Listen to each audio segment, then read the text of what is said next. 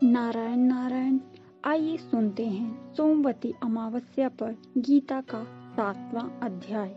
कहते हैं कि अमावस्या के दिन गीता का 7वां अध्याय सुनने से हमारे पितरों को मोक्ष और मुक्ति प्रदान होती है।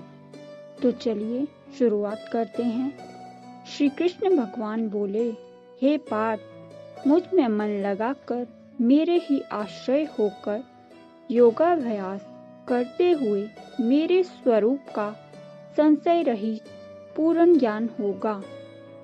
तो सुनो, वह पूर्ण ज्ञान मैं तुम्हें सुनाता हूँ, जिसके जानने से तुमको इस लोक में और कुछ जानना शेष ना रहेगा। सहस्त्रों मनुष्यों में से कोई एक सिद्धि प्राप्ति के लिए यत्न करता है। उन यत्न करने वाले सिद्धों में से भी कोई एक ही मुझे ठीक जान पाता है। पृथ्वी, जल, अग्नि, वायु, आकाश, मन, बुद्धि और अहंकार, यह 8 प्रकार की मेरी प्रकृति माया है।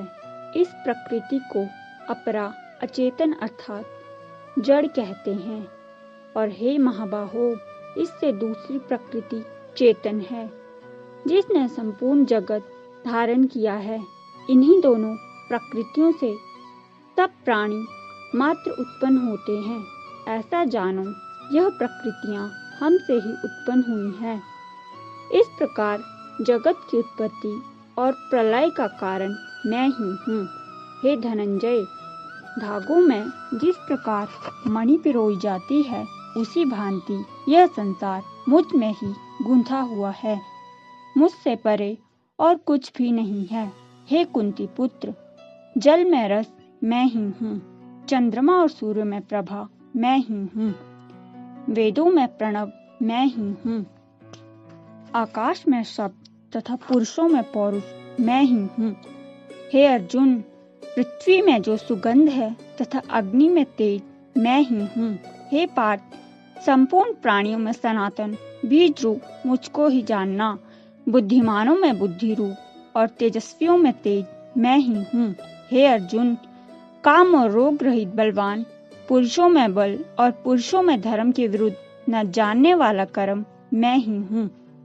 जितने सात्विक, राजस, तामस पदार्थ हैं, वे सब मुझसे ही उत्पन्न हुए हैं, परंतु उनमें मैं नहीं रहता हूँ। ये सब मुझ में है। सत्य, रज, तम, ये तीनों गुणों के प्रभाव से यह संसार मोहित रहता है। इस कारण यह इससे परे मुझ अव्यय परमात्मा को नहीं जानता। मेरी यह गुणमयी और दिव्य माया अत्यंत दुष्कर है। जो मुझको अनन्य भाव से भजते हैं, वह इस माया को पार कर जाते हैं। जो पापी, मूढ़, नराधम माया ने जिनका ज्ञान हर लिया है और आसुरी भाव ग्रहण किए हुए हैं, मुझको नहीं पाते हैं। हे भारत श्रेष्ठ अर्जुन, 4 प्रकार के जीव मुझको भजते हैं: दुखिया, जिज्ञासु, ऐश्वर्य की कामना करने वाला और ज्ञानी।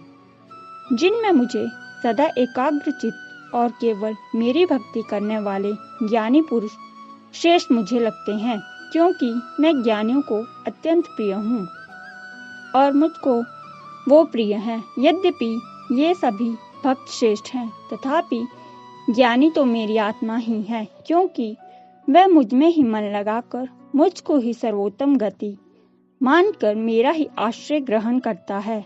अनेक जन्म के अनंत ज्ञानी मुझे पा लेते हैं। ऐसा महात्मा अत्यंत दुर्लभ है, जो सब जगत को वासुदेवमय समझे। अपनी अपनी प्रकृति के नियम के अनुसार मनुष्य भिन्न भिन्न काम वासनाओं के अज्ञान में डूबकर उन फलों की चाहना से अन्य देवताओं के अधीन होकर उनकी उपासना करते हैं। हे अर्जुन, जो भक्त श्रद्धा पूर्वक जिन जिन देवताओं का पूजन करना चाहते हैं, उन पुरुषों की उस श्रद्धा को मैं दृढ़ कर देता हूँ।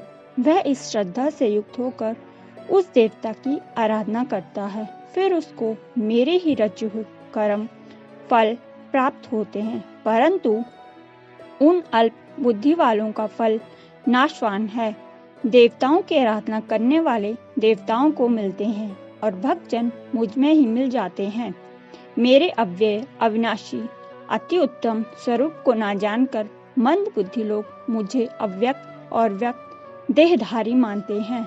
मैं योग माया से आच्छादित होने के कारण सबको नहीं दिखता हूँ। उसी से मूढ़ लोग अनादि तथा अविनाशी मुझको नहीं जानते।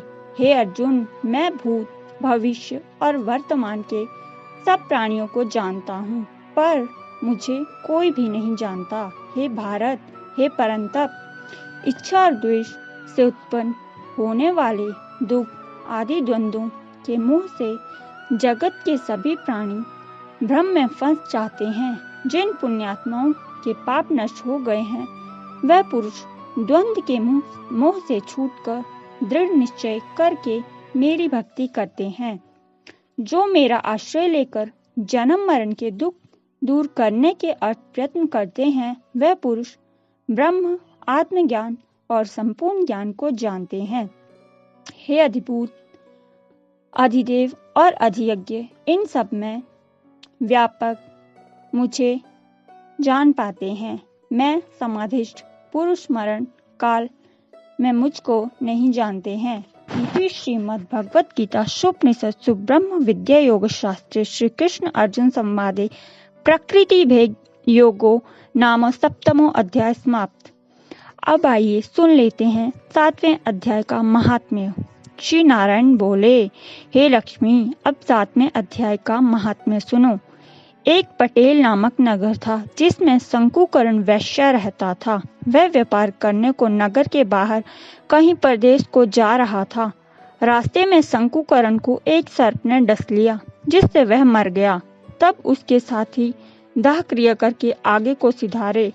जब लौटकर घर आए, तब उनके पुत्रों ने पूछा, हमारे पिता शंकुकरण कहाँ हैं? तब उन व्यापारियों ने कहा, तुम्हारे पिता को सर्प ने डस लिया था, सो वह मर गए, और यह पदार्थ तुम्हारे पिता का है, सो इसे तुम रख लो। पुत्र ने कहा, जिस सर्प ने मेरे पिता को काटा है, मैं उसको मार डालूंगा।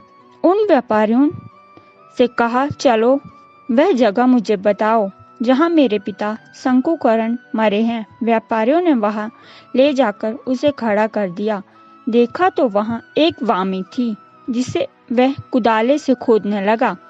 जब छेद बड़ा हुआ तो वहां से एक भयंकर सांप निकला। सांप बोला, तुम कौन हो? मेरा घर क्यों खोद रहे हो? उस बालक ने कहा, मैं शंकुकर्ण का पुत्र हूँ। जिस सांप ने मेरे पिता को मारा है, मैं उसको मारूंगा। तब सांप ने कहा, हे पुत्र, मैं तुम्हारा ही पिता हूँ। तुम मुझे इस अधम देह से छुड़ा दो और मुझे मत मारो।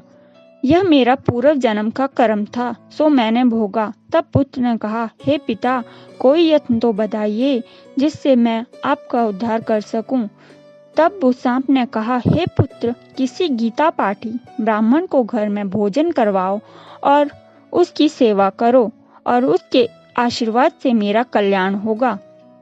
तब उस बालक ने अपने घर पर नगर में जितने भी ब्राह्मण थे, उनको बुलाया जो गीता का पाठ करने वाले थे, और उन सबको बुलाकर श्री गीता जी के 7वें अध्याय का पाठ करवाया और साथ में उनको भोजन भी करवाया। तब उन ब्राह्मणों ने आशीर्वाद दिया। तब तत्काल ही वह अधम देह छूटकर देव देही पाकर विमान पर चढ़कर आकाश मार्ग को जाते हुए अपने पुत्र को धन्य धन्य कहते हुए वैकुंठ धाम को प्राप्त हुए।